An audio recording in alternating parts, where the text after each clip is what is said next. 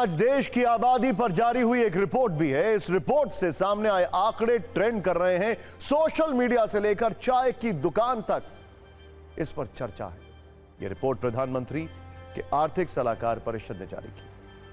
इस रिपोर्ट के मुताबिक भारत में हिंदुओं की संख्या तेजी से घटी है, जबकि मुस्लिमों की संख्या बहुत तेजी से बढ़ी है। प्रधानमंत्री के आर्थिक सलाहकार परिषद की इस रिपोर्ट में 1950 और 2015 के आंकड़ों की तुलना की गई है। इस रिपोर्ट के आधार पर राजनीतिक हमले शुरू हो गए हैं, जिस पर हमने तीखे हमलों वाली एक रील भी तैयार की है। लेकिन पहले इस रिपोर्ट पर तथ्यात्मक कुंजी देखते हैं कि आखिर रिपोर्ट में है क्या। जरा ध्यान से डिटेल देखिएगा एक एक चीज।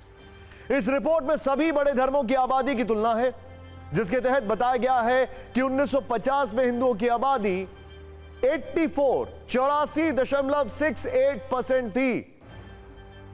2015 में 78 यानी 78.06% हो गई, यानी हिंदुओं की आबादी में करीब करीब 8% यानी 7.82% की कमी आ गई।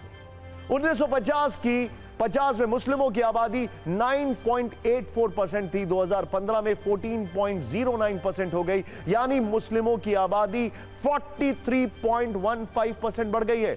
इस तरह 1950 में ईसाई आबादी 2.24% थी। 2015 में 2.36% हो गई, यानी 5.38% की बढ़ोतरी हुई है। और सिख 1.24% थे, जो अब 1.85% है। इनकी आबादी 6.58% बढ़ी है। कांग्रेस पार्टी जो निरंतर कह रही है संख्या के आधार पर मुस्लिमों को आरक्षण देंगे, तो निरंतर बढ़ती संख्या के आधार पर आप कितना आरक्षण बढ़ाएंगे? तो एक प्रकार से कांग्रेस इस बात को प्रेरित कर रही है कि आप अपनी जनसंख्या घुसपैठ और धर्मांतरण से भी बढ़ा लीजिए और उसके बाद हम आपको देंगे। तो मैं साफ उनसे पूछना चाहता हूं, बढ़ती जनसंख्या के आधार पे कितना बढ़ा के आरक्षण देंगे और किसका काट के देंगे? चुनाव के समय आप उन मुद्दों की बात करें जिनसे जनता के जीवन जिससे जुड़ा है। रोज रोज कुछ नया बोलते हैं, अपने आप कोई मुद्दा निकालते हैं। से पार्टियां संविधान के विरोध रिलीजन बेस्ड रिजर्वेशन लाकर